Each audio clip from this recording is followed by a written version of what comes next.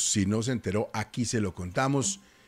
Sharik, ¿cuál es el resultado en este momento de las elecciones en Ecuador? Gustavo, pues hasta ahora 6:50 de la mañana según el Consejo Nacional Electoral de Ecuador, ya con el 97% de las actas escrutadas, Daniel Noboa fue reelegido como presidente sumando el 55% de los votos contra el 44% de Luisa González, quien era la opositora por el correísmo.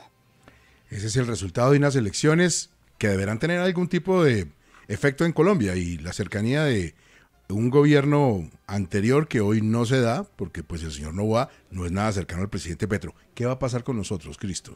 Pues Gustavo, yo creo que Petro y Noboa, en medio de sus diferencias ideológicas y en medio de la lejanía, han podido entenderse, cosa que no ha pasado en otros casos en América Latina. Hay una buena relación bilateral, hay reuniones de gabinete binacional, hay visitas de lado y lado, hay cooperación en tema energético, hay cooperación en tema migración. La relación tiene que ser muy cercana, la relación bilateral con Ecuador es tan importante como la relación bilateral con Venezuela. Y yo creo que independientemente de que seguramente ideológicamente el gobierno nacional y el presidente Petro estaba pensando en un triunfo de Luisa González, que es mucho más cercana ideológicamente, creo que las relaciones se van a mantener bien y tranquilas y se podrá avanzar en temas que son fundamentales para los dos países. Oye, ¿las encuestas?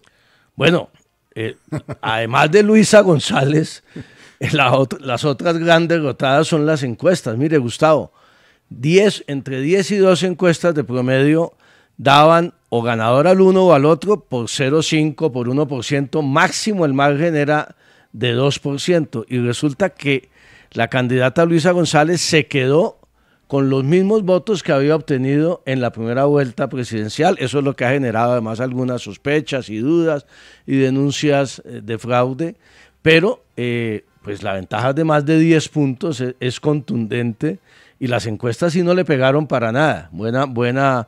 Buena lección para seguir viendo las encuestas también. Fíjese que en Estados Unidos fallaron bastante en el voto popular, ahora en Ecuador también, y bueno, mal las encuestas. Son las 6:52 en este escenario internacional. El Papa Francisco, en su recuperación, ya aprobó el primer paso para la beatificación del arquitecto Antonio Gaudí, el hombre de la Sagrada Familia. ¿Cómo es ese proceso, Sharik? Sí, Gustavo, pues el pontífice autorizó la promulgación de los decretos que reconocen las virtudes heroicas del arquitecto y artista Gaudí. De esta forma se convierte en venerable, que es el paso previo a la beatificación, y posteriormente a la canonización, que es el nombramiento como santo. Ahora, como usted pregunta qué es lo que debe pasar para que esto se dé, pues para que un venerable sea beatificado es necesario que se haya producido un milagro debido a su intercesión, y para que sea canonizado o hecho santo se precisa de un segundo milagro después de ser proclamado beato. El proceso de beatificación del arquitecto se impuso ya hace 30 años por la Asociación para la Pro-Beatificación de Antonio Gaudí en el viaje a España en 2010 del Papa Benedicto XVI, cuando consagró la Sagrada Familia. Lo definió como un arquitecto genial y cristiano consecuente que superó la decisión actual entre la conciencia humana y la conciencia cristiana. También han defendido que es una persona de fe que merece todos estos nombramientos. Tendremos nueva estrategia para reforzar la seguridad en los procesos electorales de este año y del siguiente, la biometría, los antecedentes judiciales verificados. ¿Quién está a cargo de la iniciativa, Lisset?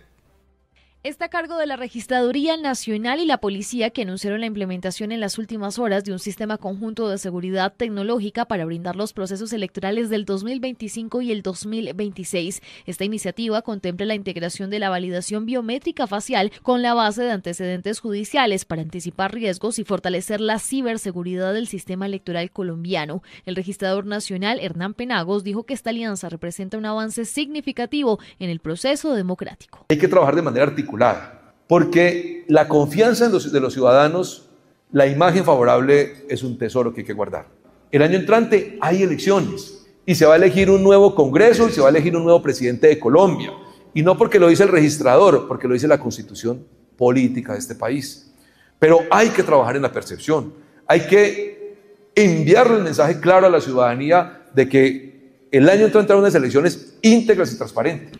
La articulación entre estas dos entidades contará con herramientas de analítica de datos que facilitan el cruce de información y la generación de alertas tempranas, permitiendo adoptar medidas preventivas de manera oportuna. El registrador también presentó el calendario electoral para los procesos de este año y las elecciones al Congreso y Presidencia del 2026. Dijo que es muy importante coordinación institucional para garantizar el éxito de estas jornadas. Déjeme ir al departamento de Antioquia. ¿Qué fue lo que pasó, Juan Carlos, con el secuestro de un empresario? Juan Gonzalo Vélez, Gustavo, es este empresario, es el dueño del laboratorio Secar, un laboratorio de medicamentos muy representativo para el país, y fue sacado de su finca en Concordia, en el suroeste del departamento de Antioquia. Allí llegaron hombres armados, armas de largo alcance, con fusiles, pasamontañas, y alcanzaron incluso a exigir una suma de 4.000 millones de pesos de recompensa. En una reacción muy rápida de las autoridades del Gaula, del Ejército y la Policía, se logró la liberación por una reacción que se tuvo en medio del operativo de rescate. Escuchemos lo que narra el empresario Juan Gonzalo Vélez a propósito de ese momento del operativo. Una moto vino y hizo unos disparos. Ellos venían muy azarados porque más adelante se cruzaron con las motos y ya las motos los seguían y ellos estaban desesperados. Eran tres y uno me llevó para allá, ¿cierto? Corriendo. Y ese llevaba fusil. Llevaba fusil.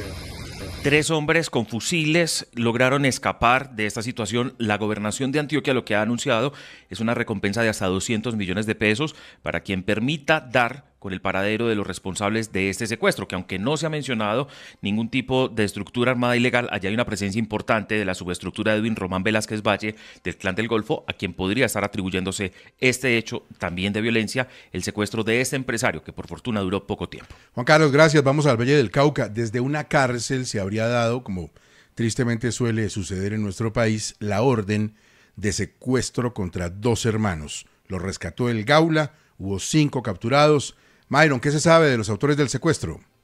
Buenos días. Sobre el autor intelectual, dicen las autoridades que se trataría de alias El Chivo, recluido en una cárcel del departamento de Caldas y quien estaría detrás precisamente del secuestro de estos 2 hermanos en el barrio Ciudad Córdoba de Cali. Según las autoridades, este hombre habría contratado a una banda criminal para engañar a las víctimas y así exigir 1.000 millones de pesos a cambio de su liberación. En una operación del Gaula de la policía Cali fueron rescatados estos 2 hermanos de 45 y 55 años y dieron con la captura de los 5 integrantes de la banda criminal que habría sido contratada por alias El Chivo. El general Carlos Oviedo, comandante de la Policía Metropolitana de Cali. Las llamadas extorsivas, de acuerdo a la investigación, se originaron desde la cárcel de La Dorada en el departamento de Caldas por alias El Chivo. Es una persona privada de la libertad que se encuentra con medida de aseguramiento por concierto para delinquir, homicidio y tráfico de estupefacientes.